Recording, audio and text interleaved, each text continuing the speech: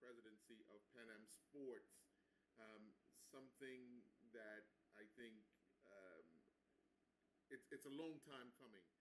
I've noticed over the years a lot of the Spanish speaking countries have been dominating the leadership throughout the Caribbean, not just in Pan Am sports, but other sports around. What is your give me your reasoning for running for the presidency of Pan Am sports? Actually, the point you made is partly that the fact that we have so many organizations of which we are members, and long-standing members of that, but have somehow not been able to access leadership in these institutions. And so I believe that the time has come. In fact, I attempted to run in 2017. At the time, the Caribbean decided that we had a better candidate in Dr. Jose Joaquin Puello of the Dominican Republic. And because we had been supportive of the Dominican Republic in the bid for and the hosting of the Pan Am Games in 2003, we said, okay, we will give him the better shot. So Richard Peterkin of St. Lucia withdrew, and I also withdrew, and we threw our support behind Puello as somebody from the Caribbean who spoke both English and Spanish, but who were more favorably disposed to being representative or allowing the English-speaking Caribbean to be more representative or represented at the Pan Am Games executive level. Yeah. When you talk about the restoration of transparency and accountability, that's a big thing throughout the region. People always looking and talking about accountability with the NOCs. Just around. You only hear about them sometimes when it's Olympic time, but just the accountability and recognition of what they're actually responsible for. Take us through some of the things you want to help the region in making sure that the NOCs follow the guidelines. Well, look, part of the problem is that the National Olympic Committees have not always been paragons of virtue in terms, A, of governance, and B, in terms of being sufficiently open, sufficiently transparent, not only with their members, who are the national federations that are Olympic sports, but also with athletes and with stakeholders of sport in the respective countries. I think that has come a long way, and we've seen some changes. But you'd recognize, following the Olympics of this year, there were some countries where in the news was the conflict between athletes and associations, or athletes and national Olympic committees, etc. That has died down a bit, but I still think that there are areas of concern still to be addressed. I want to say, though, that within the region, we have this organization, Pan American Sports, which has among its membership all of the national Olympic committees from the Americas, from Canada in the north to Chile in the south. We have 41 members. And the fact of the matter is that you're not always aware or in the know of how decisions are made within the organization. And I'm saying the 41 National Olympic Committees they deserve better in terms of the kind of information flow that comes to them, as well as their engagement in the decision-making processes. So the reason for putting that in my manifesto is because I believe that there has to be a certain restoration of fundamental governance principles in the organization. The process of decision making has to be far more transparent, and we must be more accountable to our membership. There's a tendency within the Olympic movement, and you're right, for Olympic committees to appear almost not necessarily accountable. But we are. We receive funding from Olympic Solidarity by and large, and in some cases, we receive funding from sponsors. We are made up of national federations, and they deserve to know how decisions are made within their respective NOCs with regard to the processes for attending games, the accessing of funds from Olympic Solidarity, the hosting of courses, the training of coaches and administrators, as well as technical officials. So the issue of transparency and accountability, those are transparent um, aspects of good governance. And we believe that within Panam Sports, we're a little bit short in respect of good governance. Yeah. When you talk about, you touched on it just a bit about the way communication and collaboration, because I noticed that the only times there's a lot of collaboration is at major festivals when you see everybody together.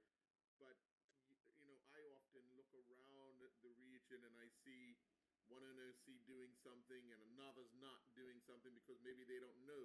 How do you plan to improve that communication for collaboration?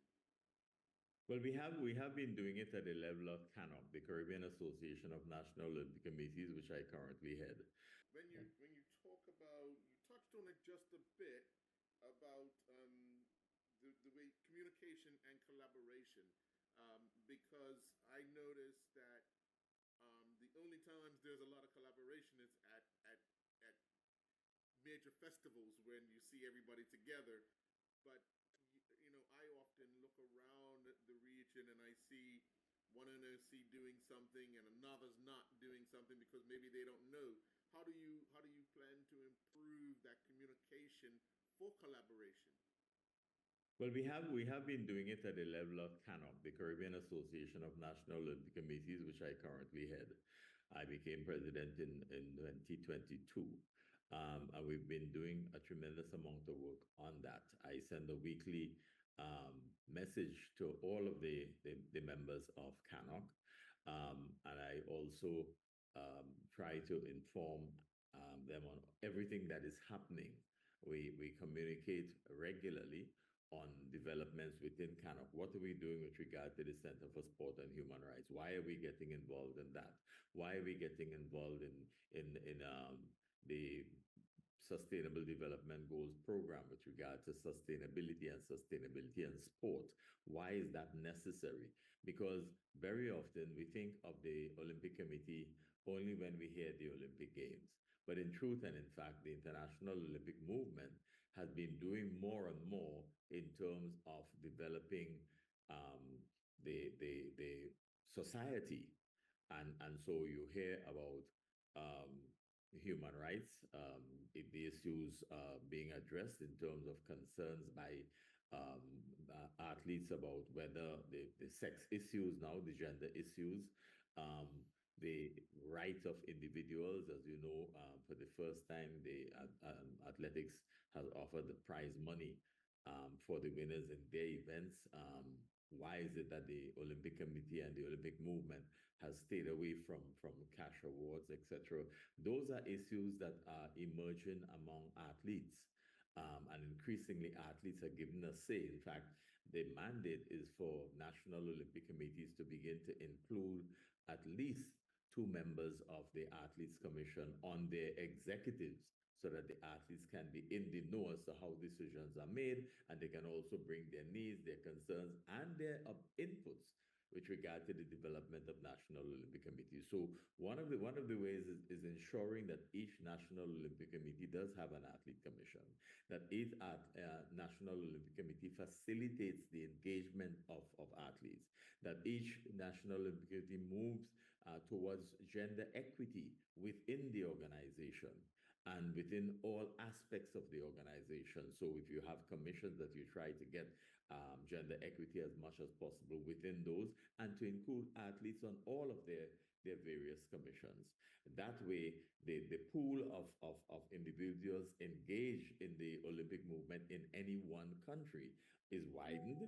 And because you are getting involved in a number of additional projects, the educational development of the athlete, for example, monitoring the athletes from small Caribbean islands who are moving into the United States and universities. How do we retain communication with them and continue to enable them to be part and parcel of our culture, and not simply believe that they have suddenly become um, an American or Canadian or whoever, but stay rooted and focused on the fact that they have come from small societies whom they represent and who are very, very proud of them and their achievements.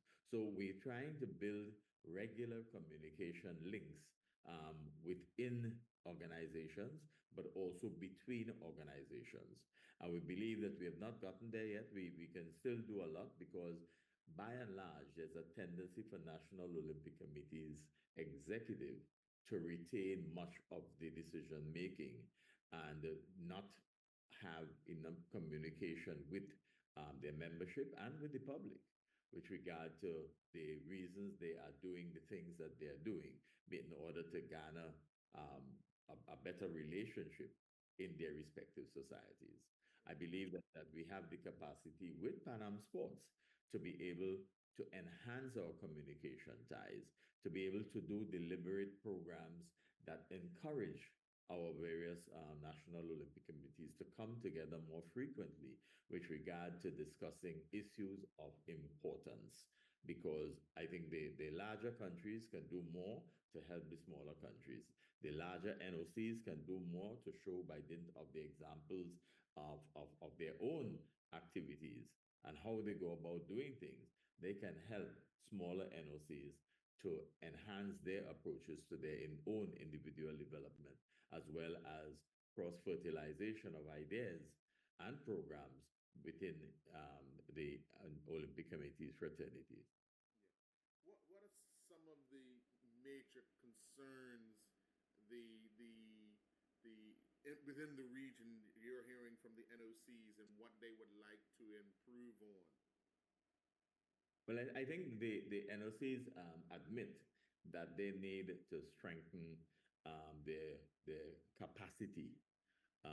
So they need capacity building exercises. In fact, 3 months ago, we did a needs assessment, and um, that was at the top of the list in terms of um, enhancing the capacity of their respective organizations. They need funding to facilitate the employment of professionals so that their organizations are not run as small backroom institutions, but rather that they are in tandem with trends in global development where sport is seen as a business and that the Olympic Committee can, in fact, behave in a manner that suggests it is understanding of the changing developments in sport and be ahead of the curve. I also believe that we can do more with regard to the development of our technical personnel and the technology with which we can avail ourselves to better deliver the services that we are mandated to do by dint of being membership of the International Olympic Committee. Olympic Solidarity offers us a certain amount of funding.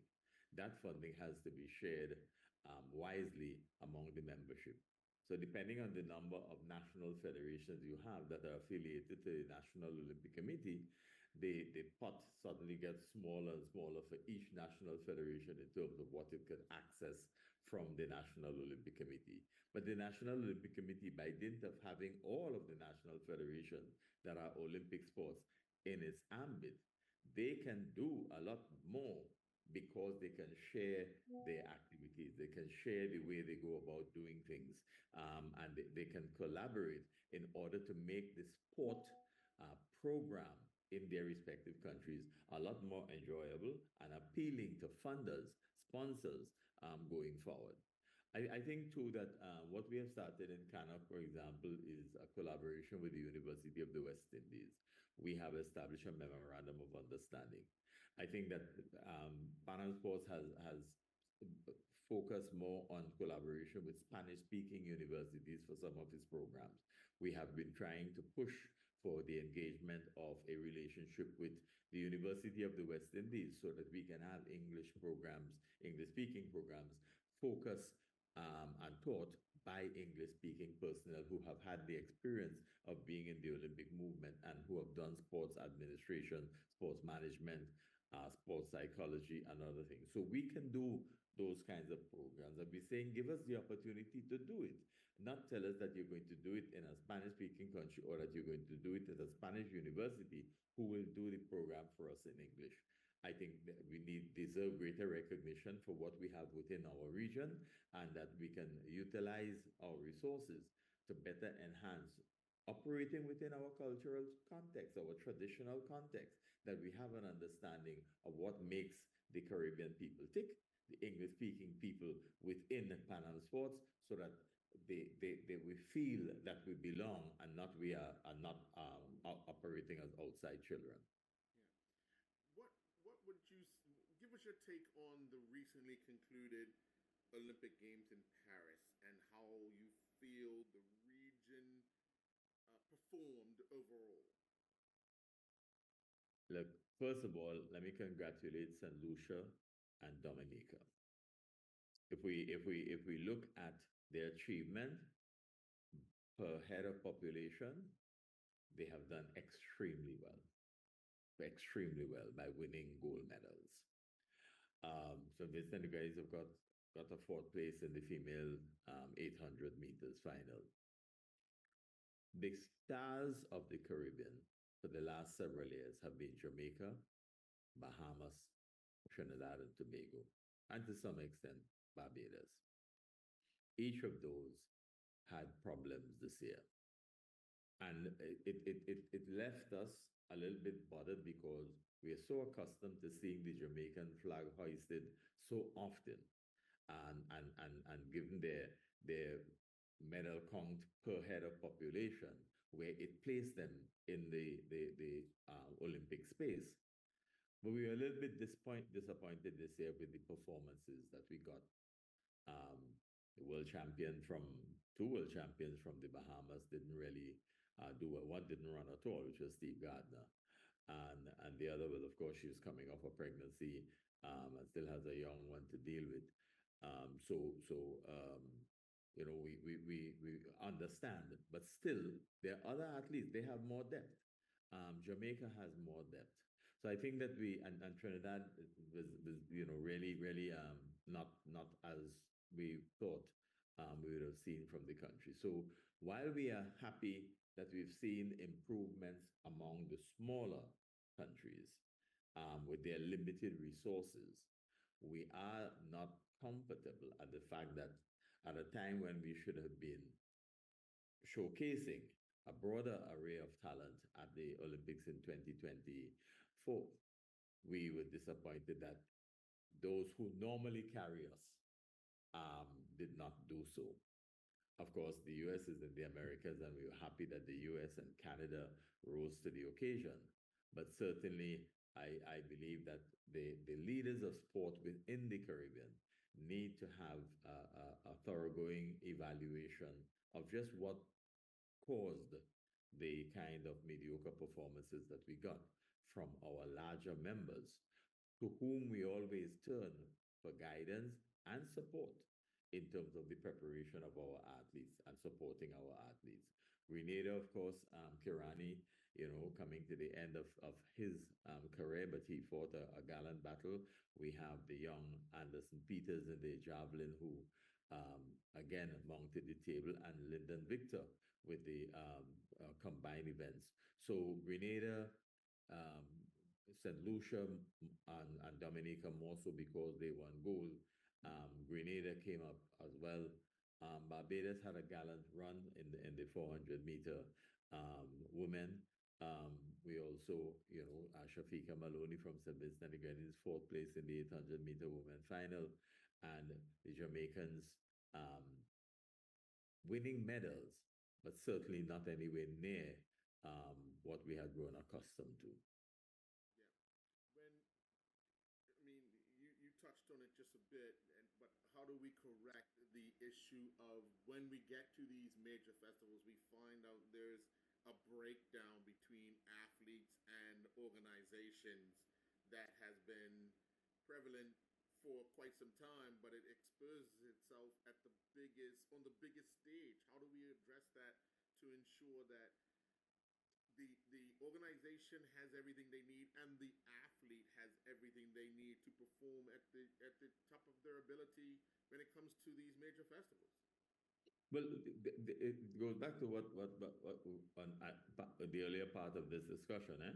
Um, what what we need, um, we require more professionals within our sporting organizations, our national federations, our national Olympic committees, and I'm saying that panel sports can help with that, and some of the more successful organizations can help with that in terms of actual training. What we don't do well in the Caribbean is research. We tend not to engage in sport research enough for us to be able to respond to some of those concerns and some of the questions that you are raising. So Jamaica has not done well. Um, what can we do in terms of getting some professionals to look and examine objectively what went wrong?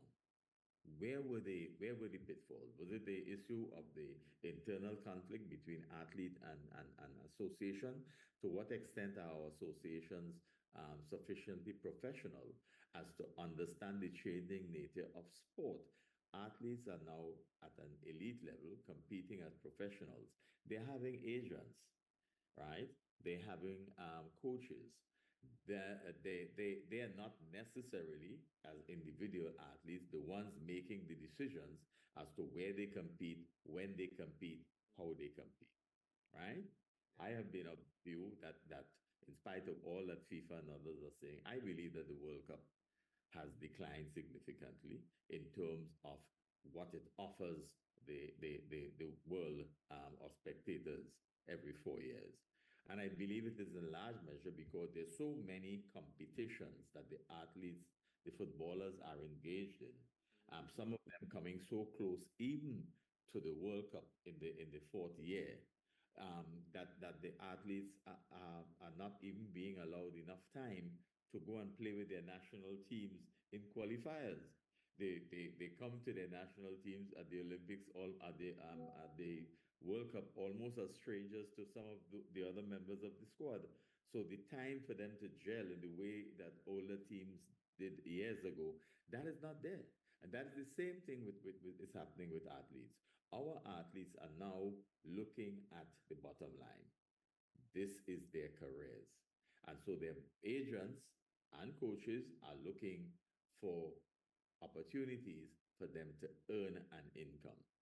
So increasingly, if our organizations, national federations, and national Olympic committees remain at an amateur level, not engaging the personnel who are trained at the professional level to manage these kinds of situations, we will forever have those ongoing conflicts.